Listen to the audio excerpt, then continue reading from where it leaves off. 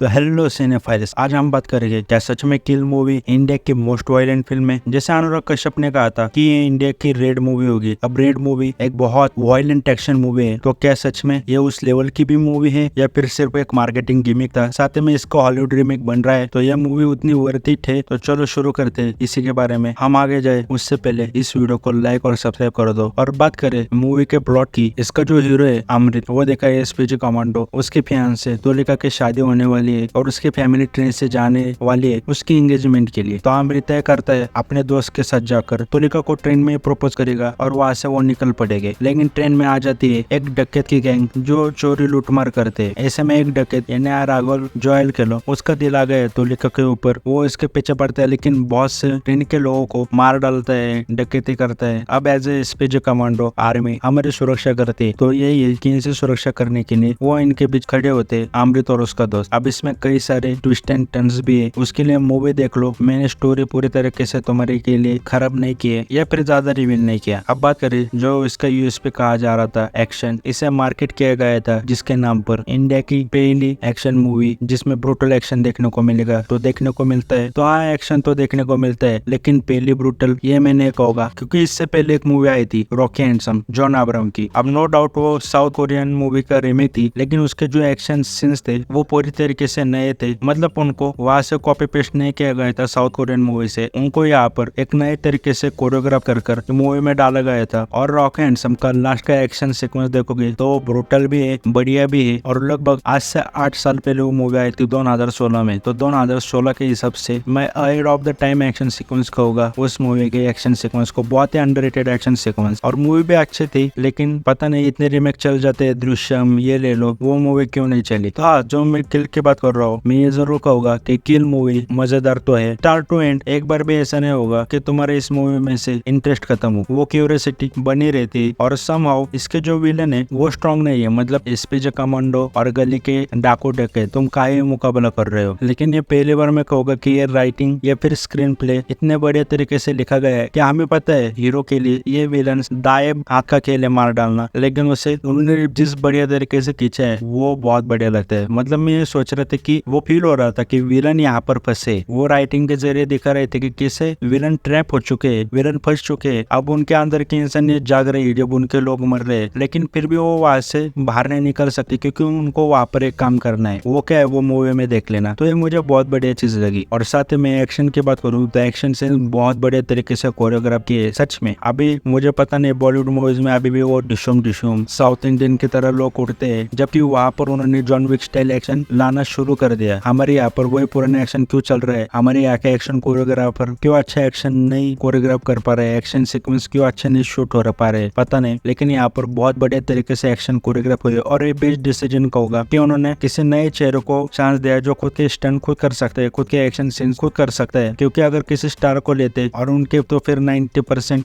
Stunt choreography करता है, stunt man ही करता है केवल, और फिर स्टार का चेहरा दिखाया जाता है, तो उससे उतना मजा नहीं आता। लेकिन यहाँ पर मुझे ऐसा लग रहा है कि हीरो ने खुद के अपने एक्शन सीन्स खुद किए। और जो एक एक्शन सीन्स की बात होती है फेक नहीं लगना चाहिए। मतलब जॉन विक आप देखोगे जिस तरह वो गन पकड़ता है, फायर करता है, जिस तरह गन पकड़ते हो उसके बॉडी का पोस्टर होता है, वो सब हमें रियल लगता है। वो लगता है कि इस आदमी को एक्सपीरियंस है, सच में गोली चला रहा है। कमर्शियल मूवीज में इतना हीरो ध्यान नहीं देते, ना ही डायरेक्टर। वो किसी भी पोस्टर में खड़ा रहेगा, कैसे भी गन फायर कर देगा, कहीं ना कहीं वो लगता है कि हाँ भाई मूवी चल रही है। लेकिन यहाँ पर वैसा नहीं है। यहाँ पर मुझे लगता है एक्शन सीन्स के पहले अच्छे खासे ट्रेनिंग की गई है, फिर बाद में एक्शन सीन्स शूट किए। अब बात करो मूवी की कहानी की, तो मूवी की कहानी भी सिंपल है। जो मुझे एक चीज अच्छी लगी, इन्होंने गाने ये सब चीजों में नहीं पढ़े, ये भी चीज मुझे अच्छी लगी। और मैं कह सकता हूँ कि इंडियन सिनेमा फाइनली सही रास्ते पर जा रहा है। बॉलीवुड के लो, क्योंकि लापता लेडीज ले लो, एनिमल ले लो, अभी किल, तो उम्मीद करूंगा कि इसी ये वक्त किस्सा चले। क्योंकि आज जो कंपटीशन है ओटीटी का, इसमें कुछ तो हटके करना पड़ेगा। आपका क्या ओपिनियन है इस पे कमेंट करके जरूर बताना।